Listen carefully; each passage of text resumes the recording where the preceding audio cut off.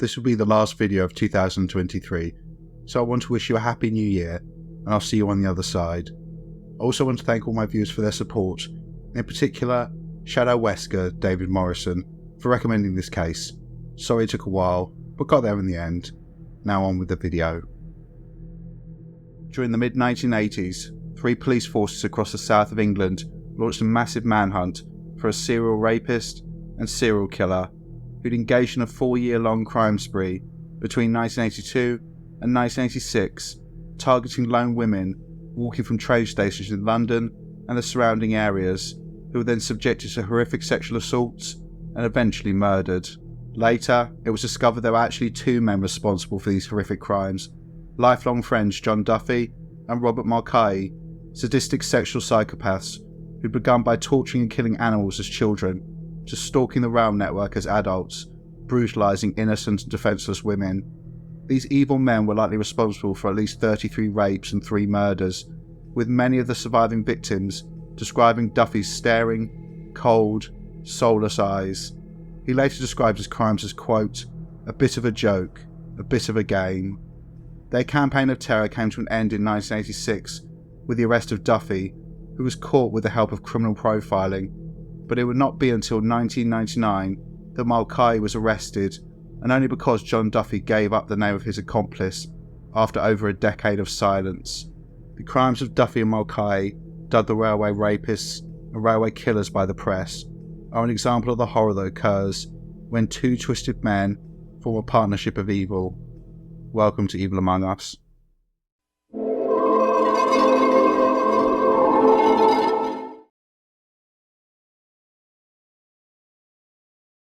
John Francis Duffy was born on the 29th of November 1958 into an Irish Catholic household, and he grew up in the district of Kilburn in northwest London.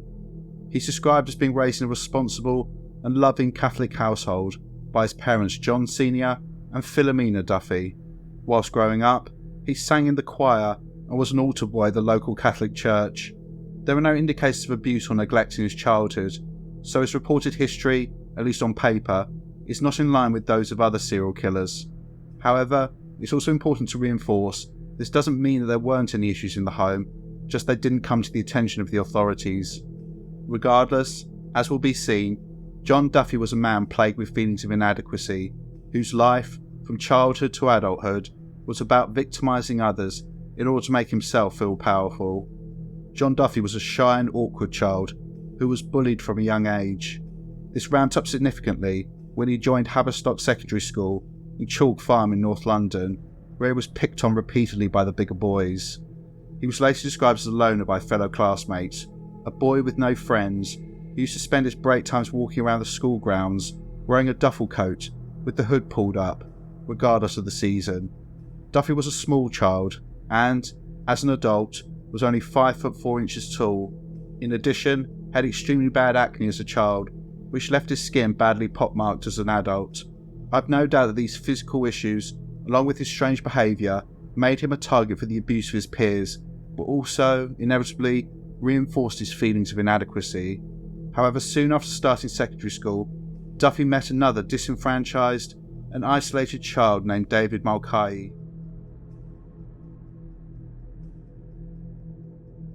Little is reported about David Mulcahy. He was born on the 25th of May 1959 in Hampstead General Hospital in London, and, like Duffy, was raised in an Irish Catholic household. His parents were John and Joan Mulcahy, and he had 2 sisters, one older, one younger. John and Joan were in the alcohol industry, running off licences and also running pubs. In a letter written from prison, Mulcahy described his mother as very caring and loving, whilst his father was, quote, more of his generation and that men should be men, so he kept his feelings close. He would, however, be there for me whenever I needed him. So again, Mulcahy apparently grew up in a happy and loving household. However, he soon began to break the law. He began with minor offences, stealing sweets from shops when he was around 8 years old. This progressed to him stealing cars and joyriding when he was around 12. It was clear from a young age that Mulcahy was a boy who thought the rules didn't apply to him, but he also seemed to get off on the excitement of committing crimes. He had trouble adapting to life at Haverstock Secondary School and, like John Duffy, was bullied by the older children. This seemed predominantly due to his small height, as he was far shorter than his peers. However, he would eventually end up towering over John Duffy in adulthood. It's not clear exactly when John Duffy and David Mulcahy met, but it was likely when both were around 11 or 12 years old, and they quickly formed an unshakable bond, which seems to be based on banding together against the world. Each drew something from the other. Duffy was quiet, shy, and looked to Mulcahy for guidance. Mulcahy was the exact opposite of Duffy. He was outgoing, loud, and reckless, and appeared to enjoy having the attention of someone who would follow him around wherever he went. Although John Duffy's photo is most associated with this case, as will be covered in this video, David Mulcahy was clearly the leader, the more dangerous of the two, and also the one who began showing violent, sadistic tendencies at an early age.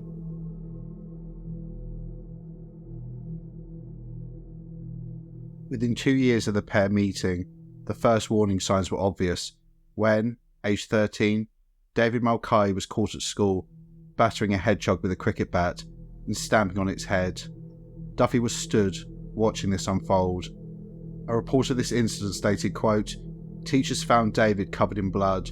John was next to him, laughing." Again, the leader seemed to be Mulcahy.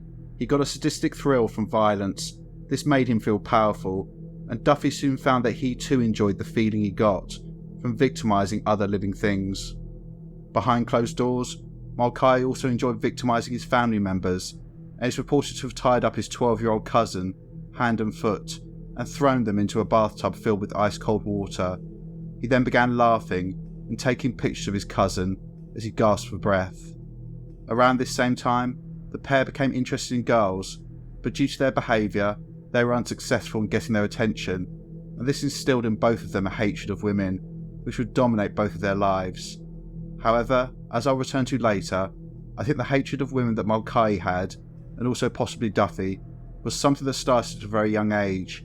His experience as a teenager, being rejected, only built on this, it didn't create it. The pair fed off each other.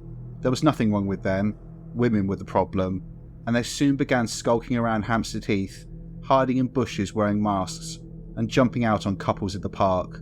They would also shoot passers-by with an air rifle. Almost always, their targets were lone women or girls.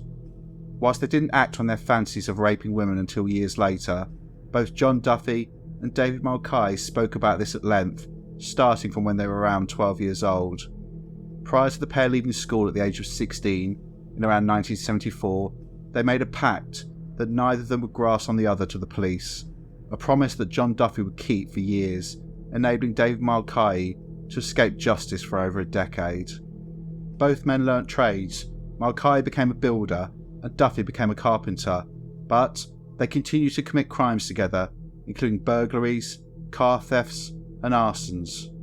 The pair remained inseparable and would continue to discuss their fantasies about raping women, having complete power and dominance over them, and in 1976 they took their first steps to turning their fantasies into reality.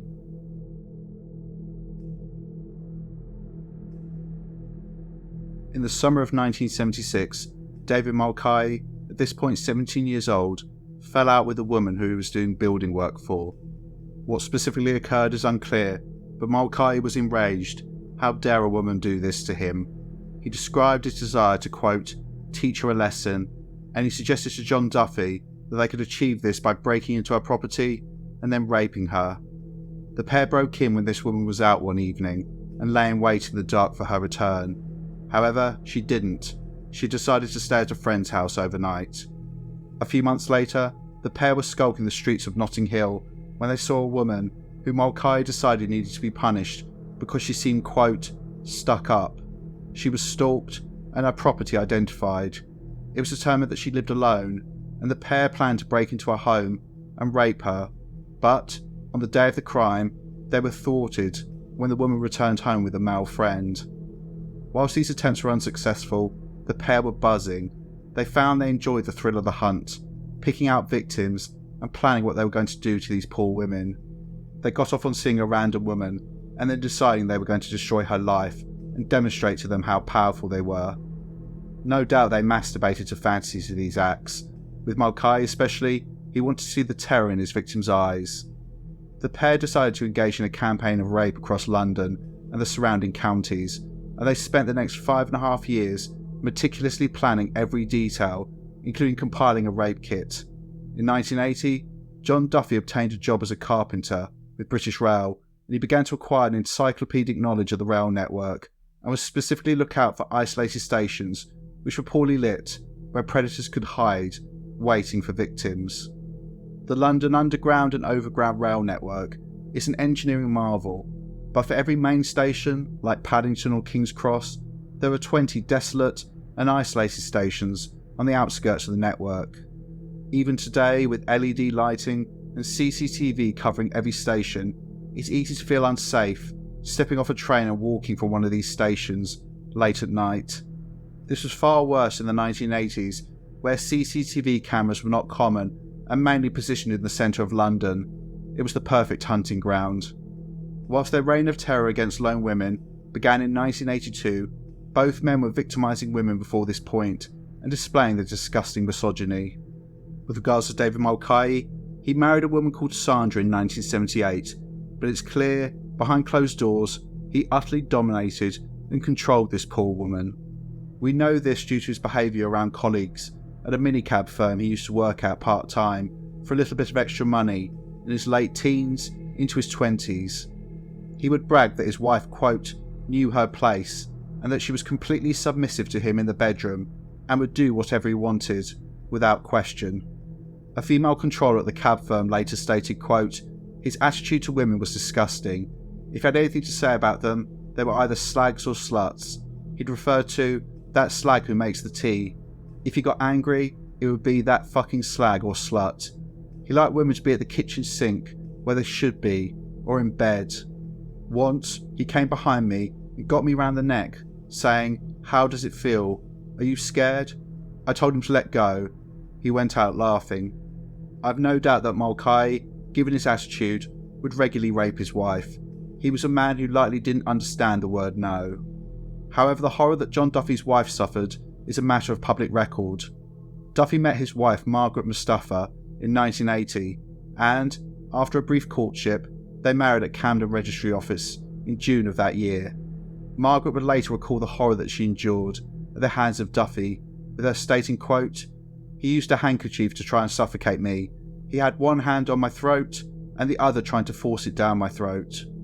This behaviour would often be whilst Duffy was raping Margaret, with him tying her up and forcing himself on her. She stated that he only appeared to be able to get aroused and perform sexually if she was crying and fighting against him. If she was passive, he would quickly lose his erection. Things escalated further in the spring of 1982 when John Duffy found out he was infertile. This was a massive blow to him, and he took his frustration out on Margaret, beating and raping her as punishment for this. In his mind, it was her fault that he could not father children. This galvanised his hatred of women even further, but also, no doubt, made him feel even more inadequate than he did before. Duffy then quit his job with British Rail and spent his time watching violent horror films and kung fu movies. Around this time, Duffy became interested in karate in the army and would often speak to Mulcahy about how the pair could incapacitate and kidnap a woman without leaving a trace. Both men also became fascinated with knives, and John Duffy was later found to own a copy of the Anarchist's Cookbook, a notorious work of literature first published in 1971, written by an American teenager called William Powell at the height of the counterculture movement in response to the United States' involvement in the Vietnam War. This book included instructions on making explosives and drugs, but of particular interest to Duffy were the pages that described how to incapacitate someone with your bare hands. In addition to this, Duffy read books on guerrilla warfare. In August 1982, Margaret left Duffy to escape the abuse, and although they reunited sometime later, the floodgates opened. Finding out he was infertile and his wife daring to leave him compounded Duffy's hatred of women, but also his feelings of inadequacy. He was going to make women pay. He was going to show them how powerful he really was. And so, in October 1982, the reign of terror of John Duffy and David Mulcahy began.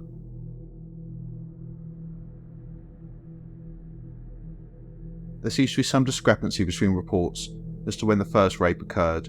Some reports say June 1982, some say October of that year. However, the majority seem to cite the latter date, which I'll conclude is the most accurate for this video.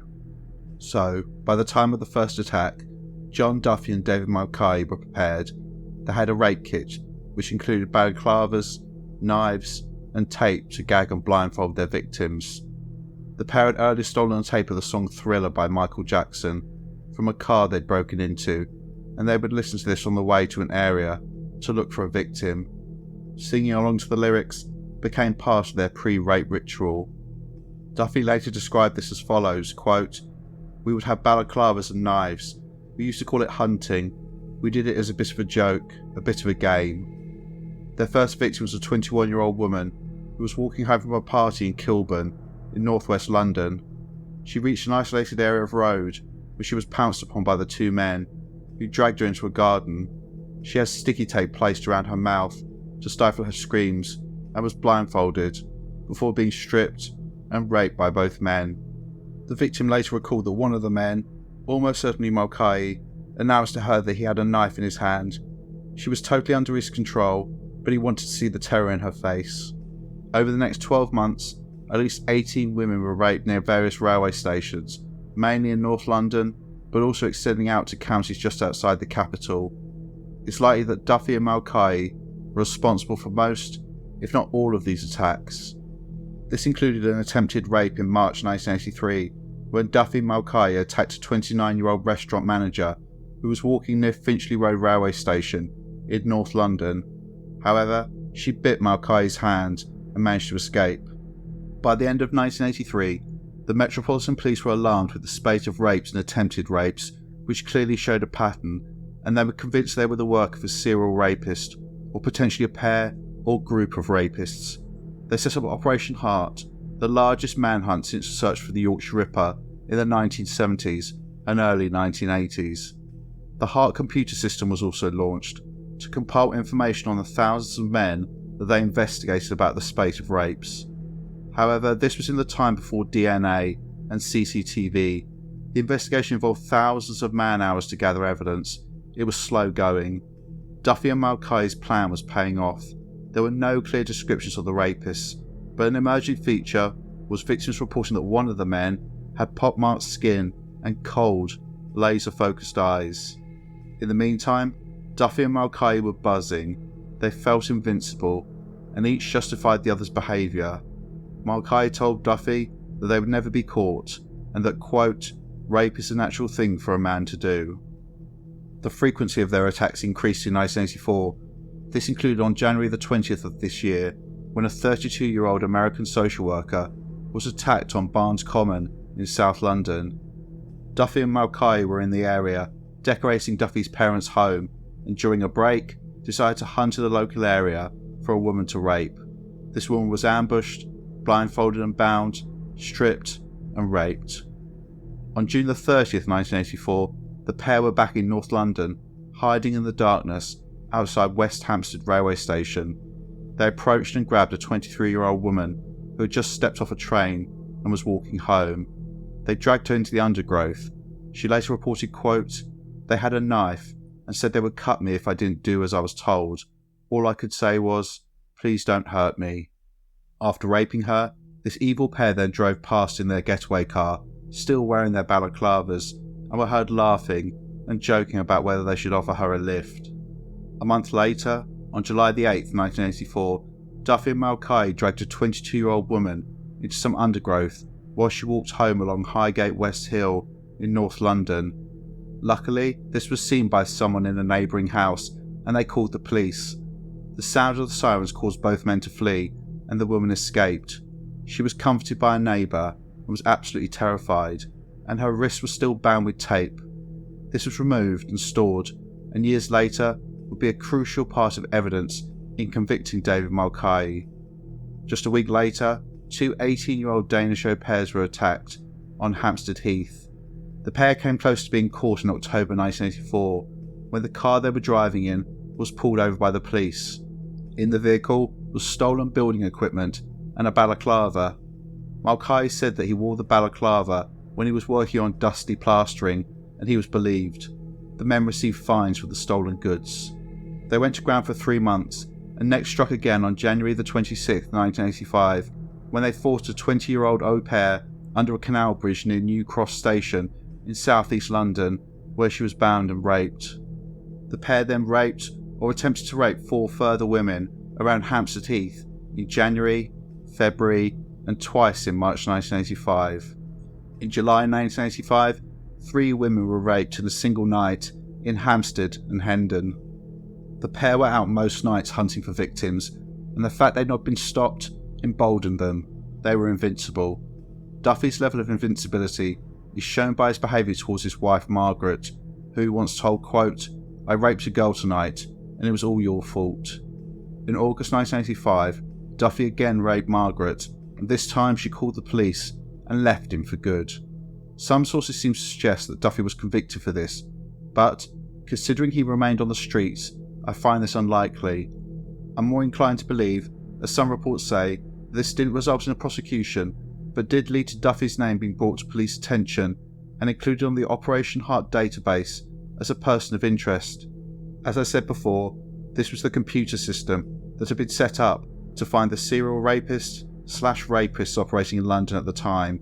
Duffy's name was one of 1,999 other potential suspects. I've read that Mulcahy was also interviewed as a person of interest as part of Operation Heart, but was released. The attention of the police didn't stop the pair. I imagine they thought they were too clever to get caught. In September 1985, a woman was brutally raped near High Barnet railway station in North London. She described one of her attackers, which matched John Duffy to a T, and he was arrested and brought in. On the 2nd of December 1985, he was put in an identity parade, but due to still being traumatised by the attack, the victim was unable to pick him out, and Duffy was released. This was the last chance to stop the pair. Less than a month later, they would escalate to murder.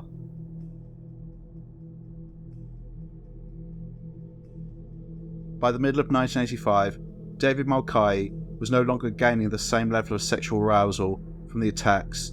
Several victims describe how he'd lost his erection when trying to rape them, and him blaming these women for this, referring to them as, quote, bitches and slags. In order to complete these horrific acts, David Mulcahy began to increase the sadistic nature of his behaviour, including running a knife along his victim's body or lips, and saying to one that he would, quote, gouge out her eyes and slice off her ears and nipples if she failed to perform oral sex on him to his satisfaction. According to later reports, it was David Mulcahy who suggested escalating their offending. He wanted to rape, torment, and then murder women. He wanted to exert this ultimate control over them, watch the life go out of their eyes. This was the only way this pathetic man could get aroused and achieve sexual release. John Duffy was apparently satisfied with continuing to just rape women, but he had no objection in helping his friend achieve his fantasies. I mean, these women were simply objects. Rape them, kill them, it was all the same. Their first victim was 19-year-old Alison Day, a young woman who, during the afternoon of the 29th of December 1985, took a train from her home in Hornchurch in Essex to see her fiancé in London. She got off the train at Hackney Wick Station in East London and began to walk to the printing firm that her fiancé worked at. She was unaware that she was being watched by 2 dangerous predators. Duffy and Mulcahy had been driving around, looking for victims, going to various railway stations on the prowl. They eventually ended up outside Hackney Wick train station. Alison's route took her down a darkened towpath, and it was at this point that the pair struck. The men approached at speed, overpowering her before she could react, and she was then dragged to some snow-covered playing fields on the banks of the River Lee. Both Duffy and Mulcahy raped Alison. She was then either pushed or fell into the freezing cold river. John Duffy later said that he pulled Alison out of the water. David Mulcahy ripped off Alison's blouse and tore it into 3 strips. 2 of these were used to bind her hand and foot whilst he raped her again. The 3rd piece was intended to be used to strangle her. Duffy later recalled that Alison was pleading for her life, with her saying, quote, "I won't tell anyone, please don't hurt me." However, he then described watching Mulcahy strangle Alison. He used a technique known as the Spanish windlass to end Alison's life. This involved him placing the strip of blouse around her neck, placing a stick between her neck and the ligature, and twisting it, tightening it around her throat. Duffy said that Mulcahy initially claimed that he killed Alison because she might recognise them, but he later said, quote, "David actually enjoyed it, saying it gave him power, the decision over life and death." Stones were placed in Alison's sheepskin coat, weighing her body down, and she was then thrown back into the water. Her remains were found 17 days later, on the 15th of January 1986, floating in the river, still with her hands and feet bound. This murder was noted by the Operation Heart team, who continued to investigate the spate of rapes across the capital, but the link between the rapes and this murder was not initially made, and the cases were dealt with separately. However, by the point of the murder of Alison, the police involved in Operation Heart were convinced that the rapes they were investigating were being committed by two men. 4 months later, the pair struck again, moving their hunting ground outside of London to the neighbouring county of Surrey. Their victim was 15-year-old Marty Tamboza. She was the daughter of a Dutch businessman, and they lived in the village of West Hawley in Surrey, which is southwest of London. On the afternoon of the 17th of April 1986, Marty got on her bike, intending to ride the short distance to the local sweet shop near East Horsley railway station. She was due to go on holiday the next day, and so wanted to buy some sweets for the trip. Duffy and Mulcahy were skulking in the area, and they'd been scoping out East Horsley train station, a remote and rural location, and they were watching, from some woods nearby, the same woods that Marty cycled through to get her sweets. They watched her cycle past, and knowing she would likely cycle back the same way, lay in wait. Once she'd gone past, Duffy ran a length of wire across the path, at chest height between two posts. They then hid in the undergrowth, waiting for Marty. Whilst waiting, they spoke about what they intended to do to her, with Duffy being promised that he could, quote, "go first raping her." Soon, Marty was riding back, and unfortunately she didn't see the wire and rode straight into it, throwing her from her bike. Once she was on the ground, the pair emerged, and after propping her bike against a fence to avoid suspicion, Marty was marched at knife point across some fields, stripped, bound, and gagged with her own sock, before being raped by Duffy, whilst Mulcahy watched. At that point, Duffy claimed that Mulcahy lost his temper, stating, quote, "He was becoming very aggressive, hyper, shouting at the girl. He then raised his fists and hit the girl. She crumpled to the floor. She was struck on the head at the side. It was a swinging blow. I noticed he had a rock in his hand or a stone. She just crumpled up and fell on the floor. I believe she was unconscious." Mulcahy then ripped off Marty's belt and looped it around her throat. Duffy later recalled Mulcahy saying, quote, "I did the last one. You will do this one." Duffy continued, "He passed me the belt. It had a piece of stick through it, which was twisted, and he gave it to me in my hand. I actually started twisting it while David turned away. I think I just got caught up in it. It's very difficult to explain. I just continued twisting until she was dead." The pair left the scene, but returned a short time later, where they stuffed paper tissues into Marty's vagina and set them on fire in an attempt to destroy her body and destroy any forensic evidence. They were unsuccessful, and her body did not catch light fully, but there was extensive burning to her genital area. When Marty didn't return home, her frantic parents called Surrey police and reported her missing, and a search was soon started. The next day, the 18th of April 1986, two men foraging in the woods came across Marty's beaten, violated and burnt body. Importantly, it was found that Marty had a neck fracture, which was concluded to have likely been caused by a karate chop. Surrey police began to investigate this murder, and they uncovered some vital evidence. This included a witness who saw two men in sheepskin coats lurking near East Horsley train station prior to the murder. Another witness described seeing a man in the area with, quote, "chilling, laser-like staring eyes." Semen was uncovered from Marty's body, which showed that the perpetrator had type A blood. Also, they noticed the string that was used to bind Marty was very unusual. It was called som yarn and was a rare type of string not made from cord or thread, but instead made out of paper. The use of a stick to twist a ligature in this case quickly meant that this murder was linked to that of Alison Day 4 months before, and eventually to the spate of rapes in London and the surrounding areas. However, before progress could be made on this investigation, a third young woman would lose her life. Her name was Anne Locke. At the time of her death in May 1986, she was just 29 years old. She had just come back from her honeymoon in the Seychelles, having gotten married in April, just a month before her death. Anne worked for London Weekend Television as a secretary, and on Sunday the 18th of May 1986, she'd been working late and so didn't get the train in London until 8:30 p.m. She travelled to the station near her home, Brookman's Park in Hertfordshire, arriving there just before 10 p.m. What Anne couldn't have known was that she was about to walk into a trap.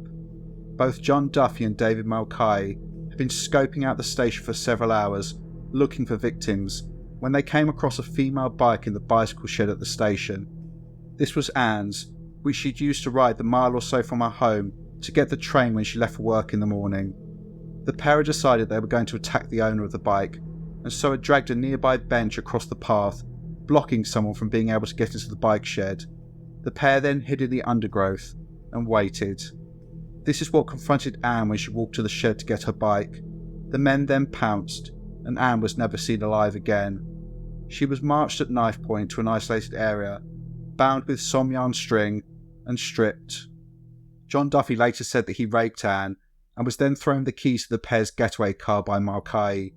He then waited in the car, and Mulcahy emerged from the undergrowth saying, quote, "He'd taken care of it." Mulcahy was described as excitable and buzzing and said to Duffy, quote, "Keep your eyes open for another one." It was determined that Anne had choked to death on the sock that had been stuffed into her mouth. An attempt had also been made to set fire to her body, but again this was unsuccessful. Her body unfortunately lay undiscovered for 2 months. Anne's disappearance was publicised widely, and the authorities quickly linked her murder to that of Alison Day and Marty Tamboza. Police forces in Surrey and Hertfordshire set up a joint operation and then joined forces with detectives in London, still working on Operation Heart. The objective of the hundreds of detectives now involved was to catch the man or men responsible for the rapes and murders and bring their reign of terror to an end. By the time of Anne Locke's murder, John Duffy had apparently decided to begin a campaign of rape on his own, but his crimes were sloppy, and the mistakes he made, as well as the help of offender profiling, sealed his fate.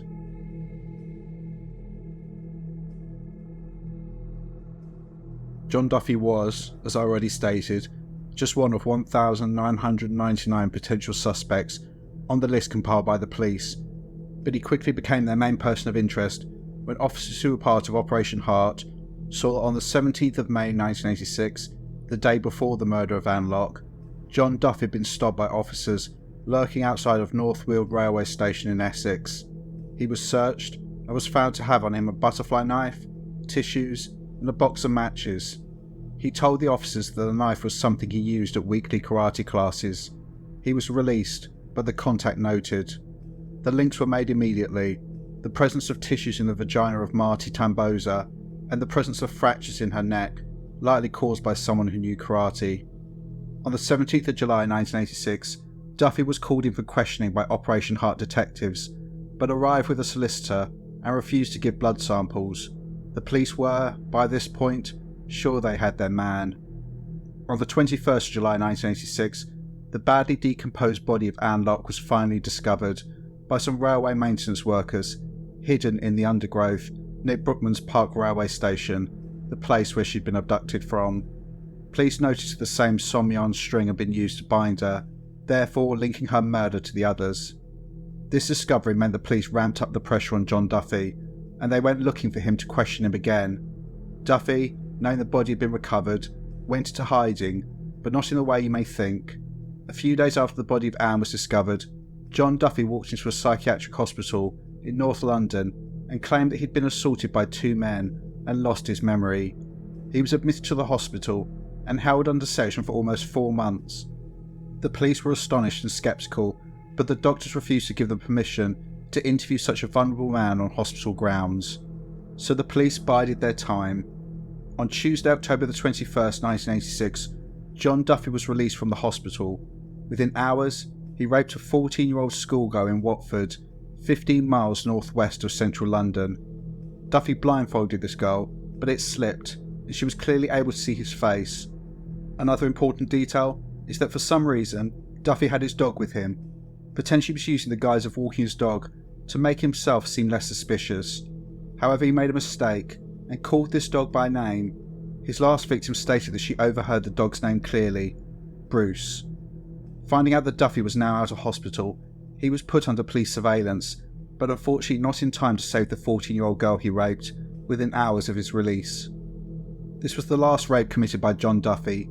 How many people both he and David Mulcahy actually raped will likely never be known for sure, but an important point, which I've not mentioned so far, which gives an idea of how prolific they were, as well as Duffy's level of callousness and evil, is that he would take souvenirs from each of his victims, specifically a door key. Police would eventually recover 33 of these from John Duffy's property, each one representing a life that he destroyed. The owners of most were never traced. I think it could be assumed that John Duffy didn't start this ritual from the first attack and likely began it later in the sequence. Also, some victims potentially didn't have their keys on them, or he was unable to access them. In this respect, these trophies likely represent a fraction of the total number of victims of John Duffy and David Mulcahy, making the pair two of the most prolific rapists the country has ever seen. The police were certain that John Duffy was their man, but they were concerned about focusing on the wrong suspect. If they arrested the wrong man, the real rapist might slip away, never to be caught. In order to get reassurance they were on the right track, the police turned to the field of psychology, specifically offender profiling, to help them. By the time of this case, offender profiling had been used successfully in the US by the FBI for around 10 years. However, this area of study was still in its infancy in the UK. There were only a handful of psychologists who were trying to work out personality and behavioural characteristics of offenders based upon an analysis of the crimes they committed. One of these was a man called Professor David Cantor, who was a professor of applied psychology at the University of Surrey. He was renowned within British academia as an expert in behavioural science.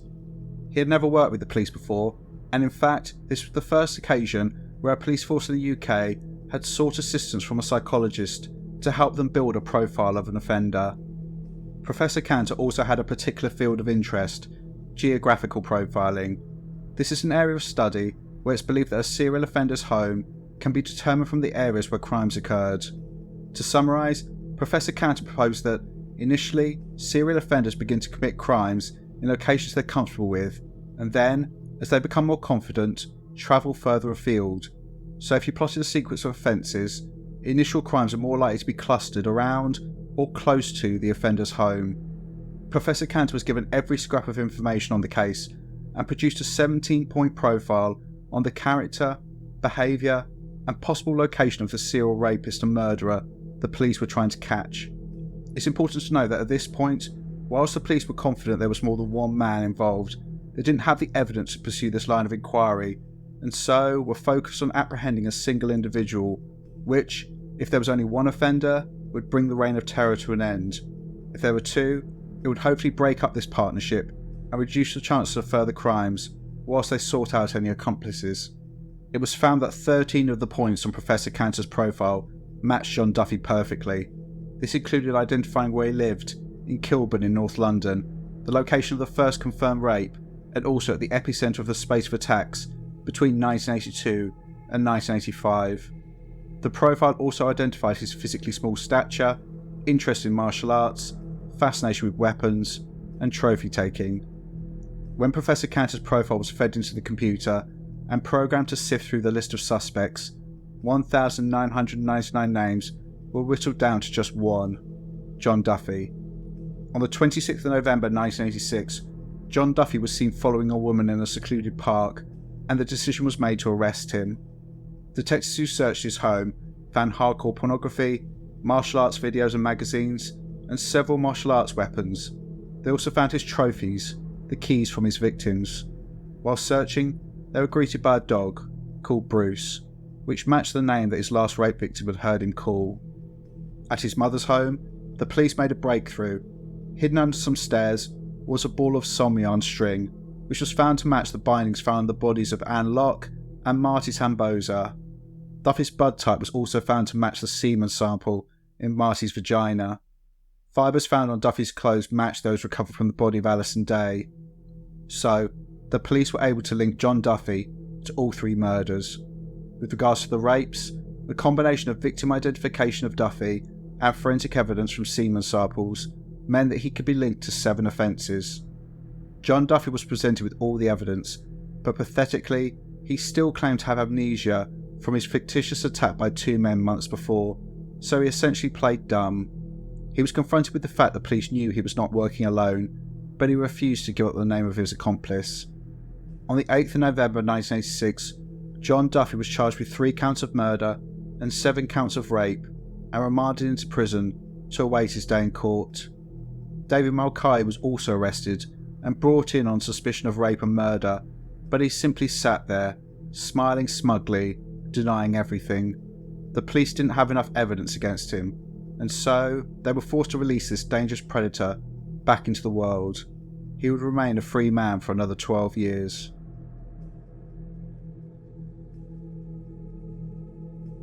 John Duffy pleaded not guilty to all offences, claiming that he couldn't remember any crimes due to amnesia. At his trial, which began in February 1988 at the Old Bailey in London, he had no answer for the forensic and eyewitness evidence, and some of the most damning testimony came from his former wife, Margaret Mustafa, who told the court about the years of sexual violence she'd been subjected to at the hands of this monster. Unfortunately, some of the rape cases fell apart as the victims were too terrified to testify at the trial. On the 26th of February 1988, John Duffy was found guilty of 5 counts of rape, as well as the murders of 19-year-old Alison Day and 15-year-old schoolgirl Marty Tamboza. He was found not guilty of the murder of 29-year-old Anne Locke. Apparently, the case against him was considered not strong enough, as forensic evidence was hard to obtain from her body due to the state of decomposition. The judge then sentenced him. For the crimes he committed, John Duffy was sentenced to life imprisonment with a minimum tariff of 30 years. However, the Home Secretary later reviewed his case and decided that John Duffy's sentence needed to be replaced with a whole life order, meaning he will never be released and will die behind bars.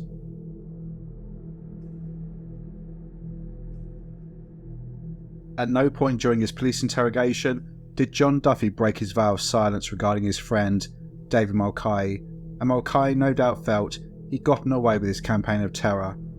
In amongst raping and murdering women, Mulcahy had apparently developed a passion for roller skating, and he was interviewed in 1987 by the BBC, the year after Duffy's arrest, about his new hobby.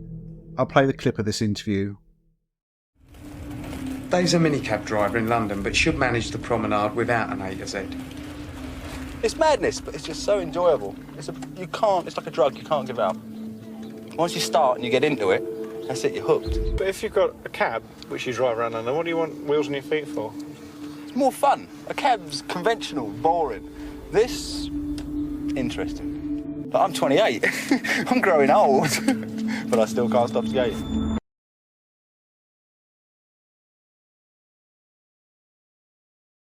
I find clips like this so interesting, to see how the person moves, how they speak, but also how ordinary these evil people look.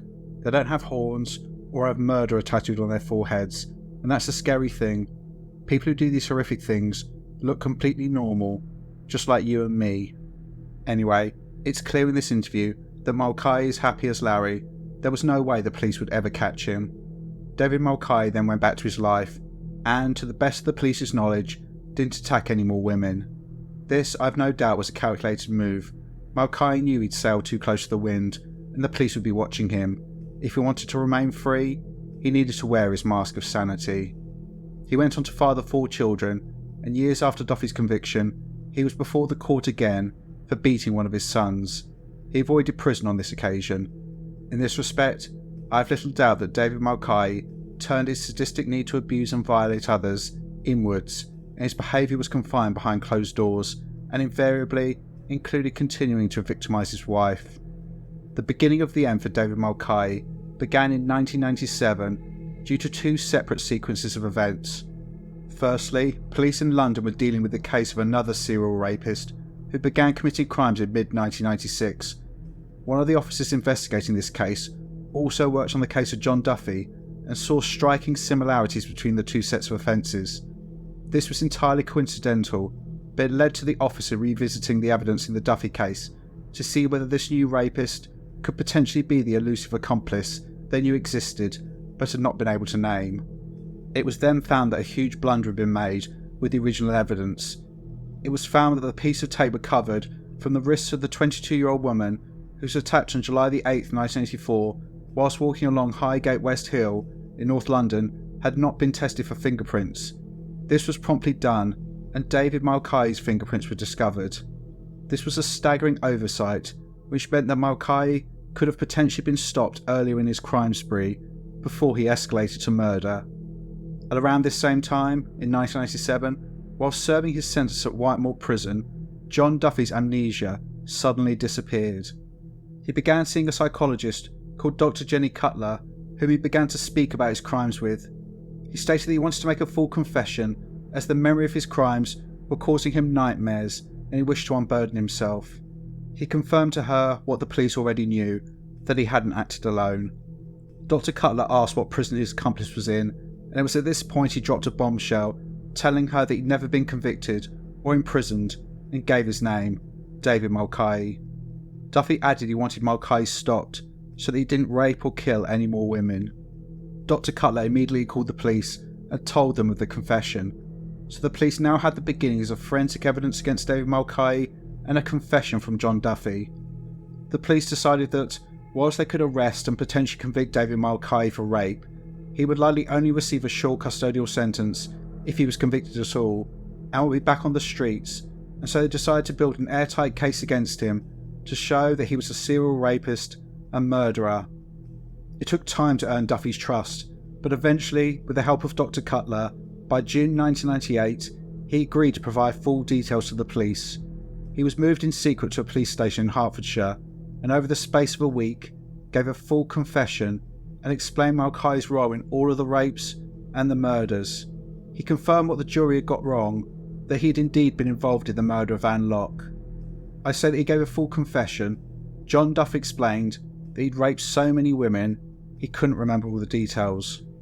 Running alongside this, the police were now testing all of the available evidence kept since the 1980s for DNA, something the original team didn't have access to. This found a link to David Mulcahy, with his semen being found on the clothing of one of the au pairs that were raped in 1984. By December 1998, the police had almost finished building their case against David Mulcahy, and he was put under round-the-clock surveillance for the next 2 months. They needed to check that he didn't suddenly get spooked and try to flee the country, but also that he didn't attack any more women. Finally, at around 5 AM on Wednesday the 3rd of February 1999, the police descended in force on the home of the now 39-year-old David Mulcahy. It was a knock on the door that I think this arrogant psychopath thought would never come. During interview, he was presented with all the evidence and simply denied everything. John Duffy had a grudge against him. How could they take the word of a serial rapist and serial killer? However, the police had spent thousands of man-hours building the case against him, and David Mulcahy was charged with 5 counts of rape, 5 counts of conspiracy to rape, and the murders of Alison Day, Marty Tamboza, and Anne Locke. He was remanded into custody to await his long overdue day in court.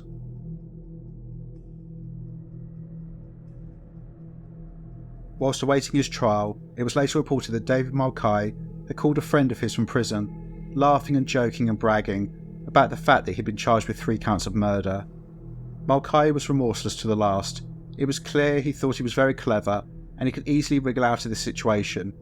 He had his strategy all set. He would claim ignorance of everything and simply portray John Duffy as what he was, a monster. And how can you trust a monster? He clearly had an axe to grind. His trial began at the Old Bailey in London on the 11th of September 2000. The star witness was John Duffy, who gave evidence over the course of 14 days. Duffy had already been before the court to plead guilty to new charges stemming from his confession to the police, including a further 8 rapes, 7 conspiracies to rape, and 2 burglaries with intent to rape. Despite the fact that he'd admitted to the murder of Anne Locke, Due to having been acquitted of this crime, he couldn't be retried due to double jeopardy. For these new offences, he was given a further sentence of 12 years in prison, but this was just a token sentence. Ultimately, he was already spending the rest of his life behind bars. John Duffy's statements were damning. He described the murders in detail and every rape he could remember that he and Mulcahy committed. As the trial continued, the smugness of Mulcahy was replaced by panic, knowing that he would likely never see freedom again. On the 2nd of February 2001, the jury delivered their verdict, guilty on all charges. The same day, David Mulcahy stood before Judge Michael Hyam for sentence. He described Mulcahy's crimes as, quote, sadistic, and added, "Of the two of you, I have no doubt it was you who derived gratification from the act of killing. These were acts of desolating wickedness. You descended to the depths of depravity in carrying them out." He then sentenced him. David Mulcahy was sentenced to life imprisonment with a minimum tariff of 30 years. It's not clear why he too wasn't given a whole life tariff.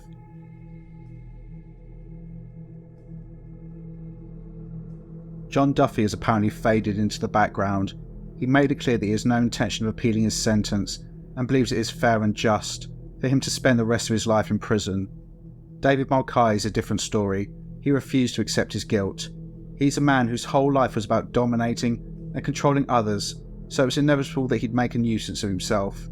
In 2014, he received compensation of £515 after suing the prison service due to one of his packages which was sent to him being damaged.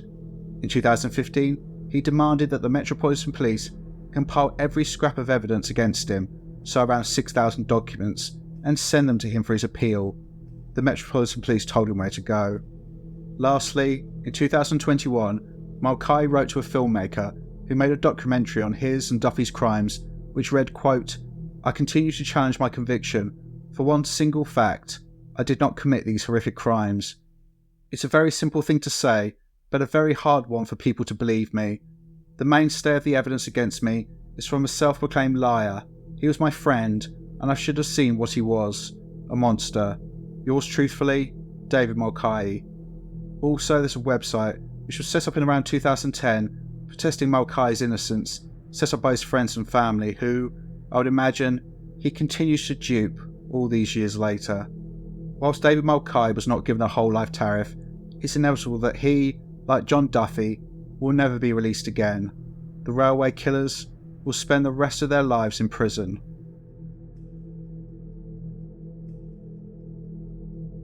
This case has been analysed to death by psychologists and psychiatrists over the years, and there are general areas of agreement between most studies. As a starting point, it's the fact that both John Duffy and David Mulcahy are clearly psychopaths. They have no ability to feel remorse or guilt for their actions, and have absolutely no empathy for their victims. Both men appear to have only been able to get sexually aroused by acts of violence against women, but David Mulcahy's personality was much more sadistic, and he required additional acts of degradation and emotional torture in order to gain and maintain an erection. Whilst Duffy appeared to be content with raping women, Mulcahy found that he needed ever more increasing acts of barbarity to achieve gratification, and he was, in many regards, the more dangerous of the two, as he suggested escalating to murder in order to get the high he was looking for. But how did the pair get to this point? It's generally agreed that David Mulcahy was the leader and John Duffy was the willing follower. When they met as children, they were both lost, isolated, and bullied little boys, and each was looking for something the other could provide. John Duffy wanted someone to tell him what to do, and David Mulcahy wanted someone he could dominate and control, a little minion. I firmly believe there's a huge gap in our understanding of David Mulcahy. His almost visceral hatred of women stems from somewhere. I don't believe for a moment it was simply due to him being rejected by girls when he was a teenager. He hated women with a passion, wanted to hurt them, destroy them, and from a young age he had fancies of raping them. Rape is a sexual act, but it's rooted in power and control. It's a way for a man to utterly destroy a woman, or another man, to completely dominate them and render them powerless. It's a way of inflicting emotional wounds so deep that they may never heal, and that person will always remember the person who did it to them. This is what David Mulcahy wanted to achieve. This is what got him off. Eventually, as I stated, this wasn't enough for him. He wanted to feel even more powerful, so he killed his victims, which made him feel like a god. I think that John Duffy also had some level of this trait, an underlying disdain for women, but this was nurtured by David Mulcahy. Women were the source of all of his issues. They were all bitches and slags, and by raping them, look how powerful you can be. Mulcahy essentially gave Duffy the key to feeling powerful when he was completely powerless and marginalised in society. The pair existed in their own little bubble. It was the two of them against the world, which, when the pair combined, turned from a dark, desolate place into a hunting ground. The hunt was just as exciting as the offences themselves. The planning, the anticipation, watching women who had no idea they were being targeted. I've no doubt they sat in their car sometimes, deciding which women to attack. Those they decided not to attack were lucky and were only allowed to go on their way because these two gods had decided this was their will. When they selected a victim, it was because these two powerful men had decided it was their time, and no doubt they fantasized about what they were going to do, imagining the woman's screams, the terror in her eyes, knowing that they caused that. An important question in this case is, why did John Duffy confess, and why did this happen almost 11 years after his first arrest? I don't believe for a second this had anything to do with remorse or guilt for his actions, and I find the implication that he did this to stop Mulcahy from raping and murdering other women laughable. This would suggest that John Duffy is a man capable of feeling these emotions, which is completely contrary to his personality type. I've read several articles on this. I think one raises a really good point. He was bored. However, I will go further than that. I think John Duffy was bored, potentially resentful, but most importantly, he wanted the attention and to feel powerful again. I think John Duffy kept this ace up his sleeve to play when he wanted to. After almost 11 years behind bars, potentially he was bored. His case may have been slipping into obscurity. No one was paying him attention or acknowledging how powerful he was. Also supported that, soon after he was arrested, the link between John Duffy and David Mulcahy was severed. The latter never visited his friend or communicated with him in any way. Potentially Duffy was resentful of this. He was in prison for the rest of his life, whilst his partner in crime was outliving his life, having turned his back on him. Perhaps Duffy found out about the fact that Mulcahy had fathered 4 children, something he could never do, and this increased his resentment. However, I think the most important thing was a feeling of power. Duffy knew he was holding the key to everything. At any moment, he knew that his word would lead to hundreds of police officers working thousands of hours to corroborate his story. He would be interviewed at length, and he would eventually end up in court, all eyes on him, the serial rapist, the serial killer. He ultimately had power over David Mulcahy. If he opened his mouth, then this man's life would be over. This had nothing to do with saving women from being raped and murdered. If this was even remotely true, he would have given up his ridiculous pantomime of having amnesia years before and giving his confession. Perhaps he saw it as his swan song, one more day in the spotlight, the sad little man who had spent his whole life abusing others to make himself feel big. It's suspected that the pair committed more murders than the 3 we know about, and likely countless more rapes. Maybe John Duffy's still holding on to some cards that he will play one day when he becomes bored again and wants attention.